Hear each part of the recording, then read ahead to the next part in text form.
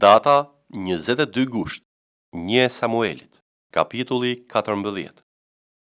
Një ditë ndodhi që Jonathani, biri i Saulit, i tha shqytarit të tij të ri: "Eja shkojmë drejt pozicioneve të filistejve që ndodhin në anën tjetër", por nuk i tha asgjë të atit. Sauli rrinte atëherë në skajën e Gibeahut në nshegën që është në Migron, dhe njerëzit që ishin me të arrinin në rreth 600 veta. Ahiahu, biri i Ahitubit, vëllai i Kabodit, biri të Fineasit, biri të Elit, prifti i Zotit, në Shiloh, kishte veshur efodin, por populli nuk e dinte që Jonathani kishte ikur. Ndërmjet kalimeve nëpër të cilat Jonathani kërkonte të arrinte në pozicionin e filistejve, kishte një shkëmb që ngrihej nga një anë dhe një shkëmb që ngrihej nga ana tjetër. Njëri quhej Bocec dhe tjetri Seneh. Njëri nga shkëmbit ngrihej në veri përballë Mikmashit dhe tjetri në jug përballë Gibeahut. Jonathani i tha shqytarit të ri: "Eja shkojmë drejt pozicioneve të këtyre të parrethprerve. Ndofta Zoti ka për të vepruar në favorin ton, sepse asgjë nuk e pengon Zotin të sigurojë shpëtimin me shumë ose me pak njerëz." Shqytari i tij u përgjigj: "Bëj ç'ke për zemër. Shko përpara, jam gati të shkoj me ty ku ta dëshiroj zemra jote." Atëherë Jonathani tha: "Ja, ne do të shkojmë drejt atyre njerëzve dhe do t'i bëjmë që të na shohin. Po të na thonë ndaluni derisa t'ju arrijmë, ne do të qëndrojmë në vend dhe nuk do të shkojmë tek ata, por në rast se ata thonë ejani te ne, ne do të shkojmë, sepse Zoti i ka dhënë në duart tona dhe kjo do të na shërbejë si shenjë." Kështu, të dy u pan nga garnizoni i filistejve, dhe filistejt thanë: "Ja hebrej që po dalin nga shpellat ku ishin fshehur." Pastaj njerëzit i garnizonit ju kthyen Jonathanit dhe shqytarit të tij dhe thanë: "Ejani te ne se kemi diçka për t'ju thënë." Atëherë Jonathani i tha shqytarit të tij: "Eja pas meje, sepse Zoti i ka dhënë në duart e Izraelit." Jonathani u ngjit duke u kacavarur me duar dhe me këmbë, i ndjekur nga shqytari i tij. Filistejt binin përpara Jonathanit dhe shqytari pas tij i vriste. Kjo që masakra e parë e kryer nga Jonathani dhe nga shqytari i tij. Në të humbën jetën rreth 20 veta në një sipërfaqe prej rreth gjysmë jugeri tokë. Tmerr u përhap në kamp, në fshatra dhe në gjithë popullin. Edhe garnizoni dhe cubat u trembën gjithashtu. Madje edhe toka u drodh dhe u shndërrua kështu në një llahtar të Perëndis. Rojet e Saulit në Gibea të Benjaminit vështruan dhe panë që turma po shpërndahej dhe po ikte sa ndej këndej. Atëherë Sauli u tha njerëzve që ishin me të: "Bëni apelin për të parë se kush ka ikur nga ne."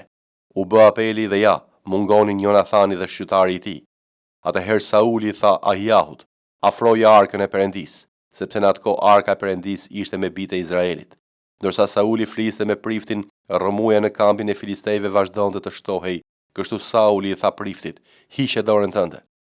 Pastaj Sauli dhe tërë populli që ishte me të u mblodhën dhe lëvizën drejt vendit të betejës. Dhe ja që shpata e secilit drejtohej kundër shokut të tij dhe rrëmuja ishte shumë e madhe. Vet hebrejt, të cilët prej pak kohë gjendeshin me filistejt dhe ishin ngjitur bashkë me ta në kamp nga krahina përreth, u bashkuan me izraelitët që ishin me Saulin dhe Jonathanin. Po kështu tërë izraelitët që ishin fshehur në zonën malore të Efraimit, kur mësuan që filistejt po ja mbathin, filluan edhe ata të ndjekin duke marrë pjesë në betejë. Kështu atë ditë Zoti e shpëtoi Izraelin dhe betejë u shtrit deri në Bethaven. Por atë ditë njerëzit e Izraelit ishin të raskapitur, sepse Sauli e kishte vënë popullin të betohej. I mallkuar qoftë ai që do të prek ushqim para mbrëmjes, para se të hakmerre me armiqtë e mi. Kështu që asnjëri nga populli nuk preku ushqim me dorë. Tërë populli hyri në një pyll ku kishte mjalt për tokë. Me të hyrë populli në pyll, ai pa mjaltin që kullonte, por askush nuk e çoi dorën në gojë, sepse populli kishte frikë nga betimi që kishte bërë. Por Jonathani nuk e kishte dëgjuar atin e tij kur ai kishte vënë popullin të betohej. Prandaj zgjati majën e bastunit që kishte në dorë, e ngjeu në hojet e mjaltit dhe e çoi në gojë. Kështu shikimi i tij u bë më i qartë. Njëri nga populli mori fjalën dhe tha: "Ati yt e ka vënë enkas popullin ta bëjë këtë betim duke thënë mallkuar qoftë ai njeriu që do të prekë ushqim sot." Megjithse populli ishte i raskapitur. Atëherë Jonathani tha: "Ati im i solli dëm vendit.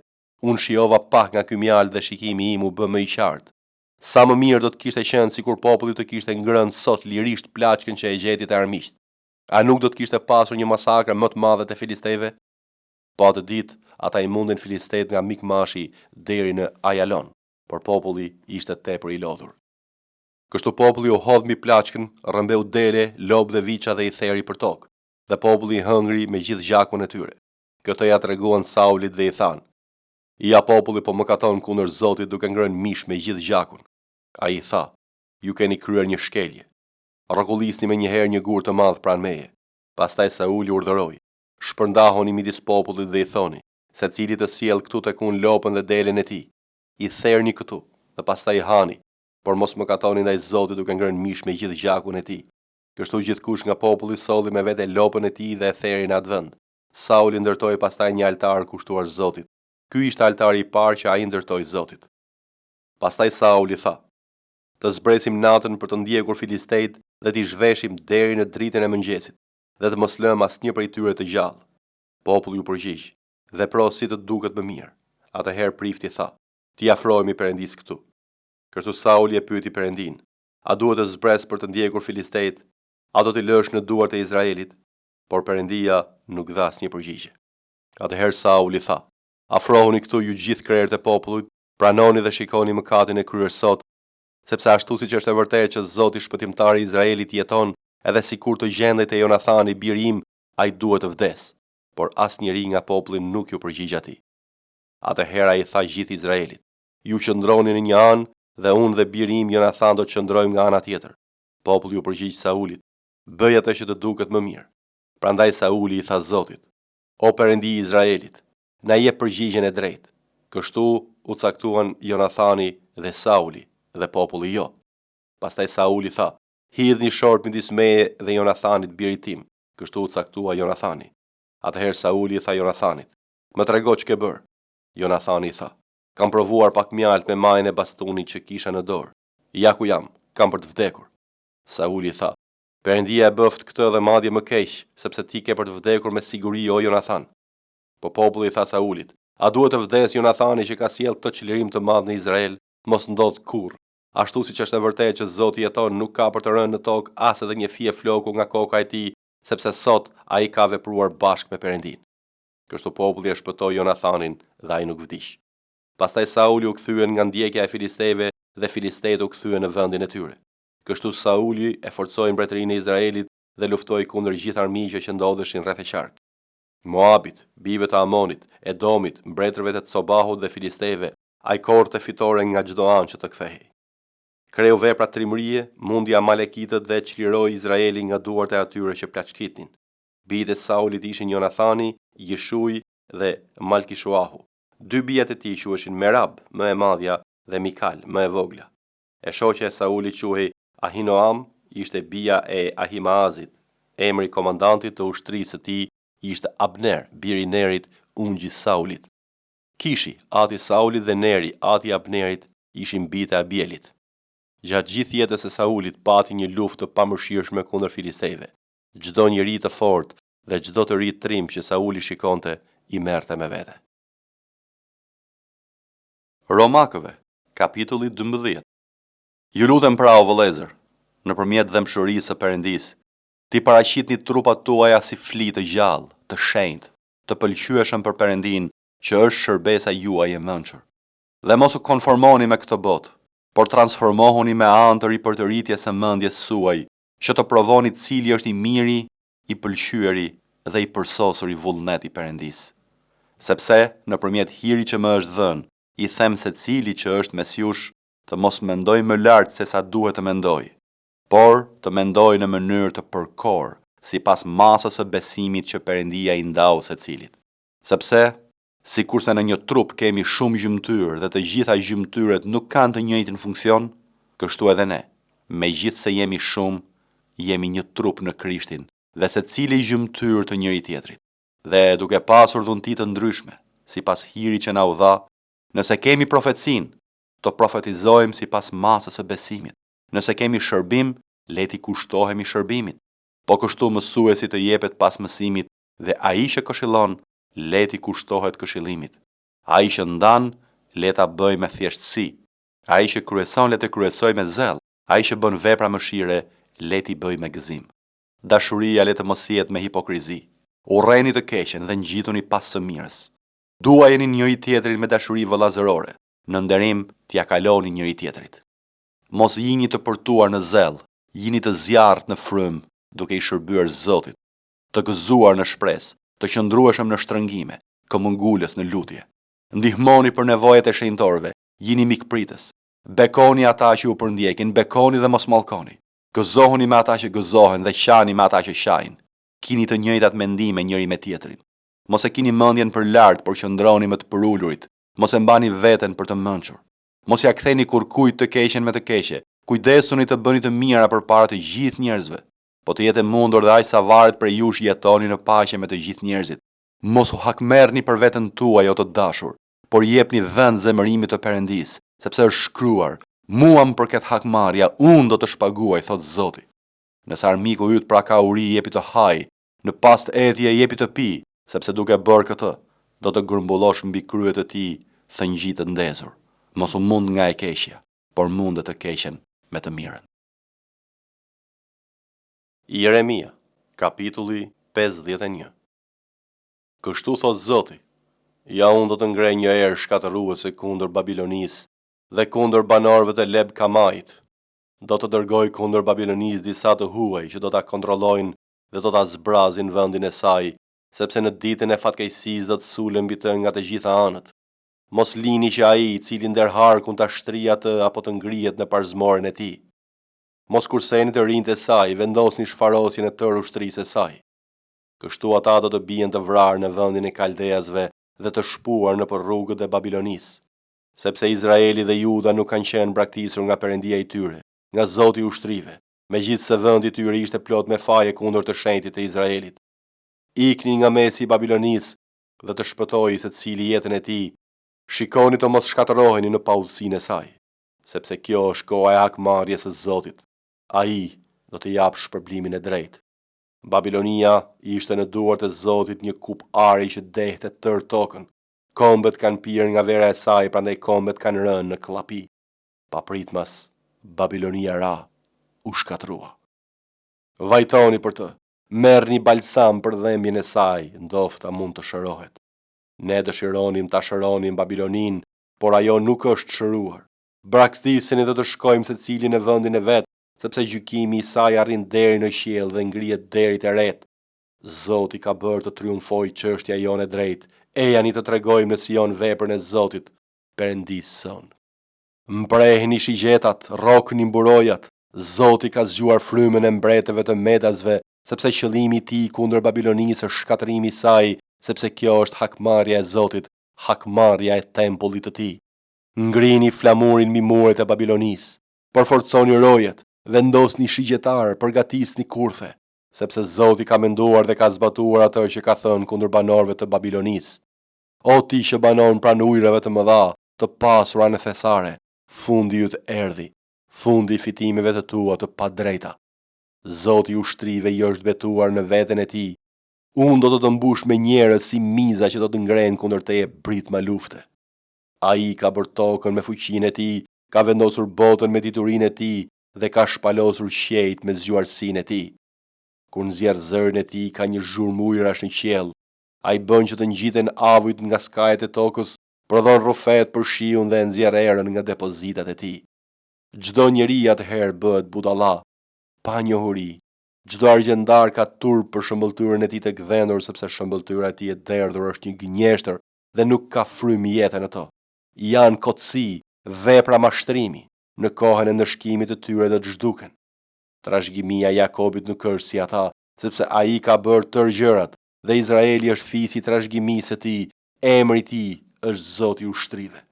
Ti je për mua një çekiç, një mjet lufte, me ty do të shtyp kombet, me ty do të shkatroj mbretërit, me ty do të coptoj kal dhe kalorës, me ty do të coptoj qerrë dhe karrocier, me ty do të coptoj burr dhe grua, me ty do të coptoj plag dhe fëmijë, me ty do të coptoj të riun dhe virgjëreshën, me ty do të coptoj bariun dhe kopen e tij, me ty do të coptoj katundari dhe pendën e tij të qeve, me ty do të coptoj qeveritari dhe gjykatësit.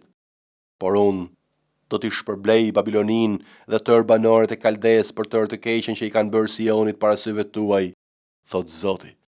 Ja ku jam kundër teje o mali shkatërimit, thot Zoti. Ti që shkatëron tërë tokën. Unë do të shtri dorën time kundër teje, do të rregullis poshtë nga shkëmbind dhe do të bëj një mal të djegur. Nga ti nuk do të merren më as gur të qoshes, as gur themeli, por ti do të bësh një shkreti për jetë, thot Zoti. Ngrini një flamur në vend, bjerini boris midis kombëve, përgatitni kombët kundër saj, Thirrni të mblidhen kundër saj mbretëritë e Araratit, Minit dhe Ashkenazit. Emëroni kundër saj një komandant, bëni që të përparojnë kuajt si karkaleca të kresht. Përgatitni kundër saj kombet, me mbretërit e Medis, me qeveritarët e tij, me të gjithë gjykatësit e tërë vendet e zotërimeve të tij. Toka do të dridhet dhe do të mbajë zi, sepse planet e Zotit kundër Babilonisë do të realizohen për ta katandisur vendin e Babilonisë në një shkreti pabanor. Trimat e Babilonisë kanë hequr dorë nga lufta, kanë mbetur në fortesat e tyre, forca e tyre është ligështuar, janë bërë si gra. U kanë vënë zjarrin banesave të saj, shulet e portave të tyre janë thyer. Korrieri vrapon përballë korrierit dhe lajmëtari përballë lajmëtarit për të njoftuar mbretit Babilonisë që qyteti i tij është marrë nga çdo anë. Vahet që mund të kalohen më këmbë janë zënë, kënetat janë në flag dhe luftëtarët janë të tmerruar. Sepse kështu thot Zoti i ushtrive, Perëndia e Izraelit, bija e Babilonisë është si një lëmë në kohën që shkelet, edhe pak dhe do të vi për të koha e korrjes. Nebukadnecari, mbreti i Babilonisë, na ka gëlltitur, na ka shtypur, na ka katandisur si një enë bosh, na ka gëlltitur si një dragua, ka mbushur barkun e tij me ushqimet tona të shijshme, na ka përzën. Dhuna e ushtruar kundër meje dhe mishit im rënd mbi Babilonin, do të thot banori i Sionit. Gjaku im rënd mbi banorët e Kaldes, do të thot Jeruzalemi. Prandaj kështu thot Zoti, ja unë do të mbroj çështjen tënde dhe do ta kryej hakmarrjen tënde. Do të bëj që të thahet deti i saj dhe të shteroj burimi i saj. Babilonia do të bëhet një grumbull gërmadhash, një stre për çakejt, një objekt habie e tallje pa banor. Ata do të vrumbullin bashk si luan, do të skërmitin dhëmët si këlyshët e luanit. Kur të kenë vap, do t'u jap të pinë, do t'i deh që të kënaqen dhe të flejnë një gjumë të përjetshëm, pa u zgjuar më, thot Zoti. Unë do t'i bëj të zbresi në kasaphan si qengja, si desh bashk me cjept. Vallë si u pushtua Sheshaku dhe u fitua lavdia të rdheut, vallë si u bë Babilonia një shkreti midis kombeve. Deti ka dalë përmbi Babilonin, ajo është mbytur nga zhurma e valve të tij. Qytetet e saj janë bërë një mjerim, një tokë e zhuritur, një shkreti, një vend ku nuk banon askush dhe nëpër të cilin nuk kalon asnjë bir njeriu.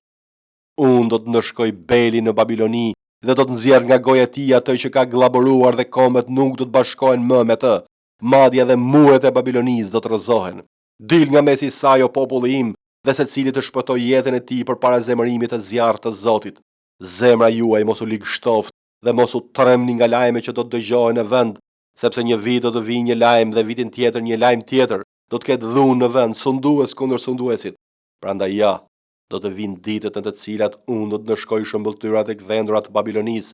Tërë vendi do të mulohet me turp dhe tërë të plagosurit për vdekje do të rrëzohen në mes të saj.